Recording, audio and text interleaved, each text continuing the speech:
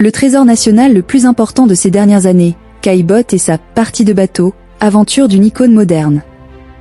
Chef-d'œuvre de l'impressionnisme, Partie de bateau, a été peint vers 1877 à 1878. Ce tableau majeur de Gustave Caillebotte est exposé avec Jeune homme à sa fenêtre à New York, dans le cadre d'un projet de la Fondation Louis Vuitton en collaboration avec le musée d'Orsay et le J. Paul Getty Museum.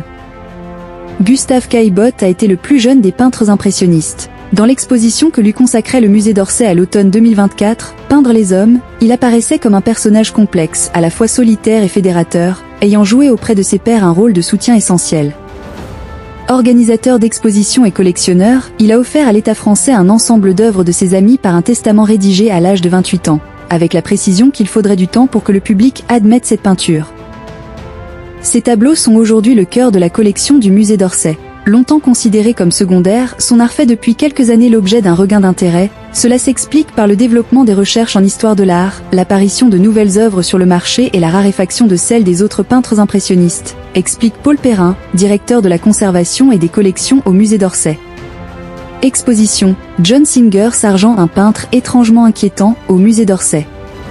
Il est parfois des tableaux qui, à eux seuls, représentent l'essence de l'œuvre d'un peintre. C'est le cas de Partie de bateau, réalisé vers 1877 à 1878, et présenté pour la première fois dans la 4e exposition impressionniste, en 1879.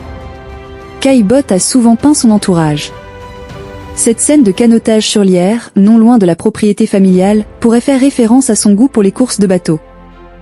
L'embarcation que l'on aperçoit à l'arrière-plan évoque d'ailleurs une atmosphère sportive. Mais on ne sait pas qui est ce rameur en pleine action. On ignore aussi une grande partie de la vie personnelle de Caillebotte. Le cadrage serré, qui rappelle la pratique alors naissante de la photographie, crée entre le spectateur et ce personnage un sentiment d'intimité et de sensualité vivace.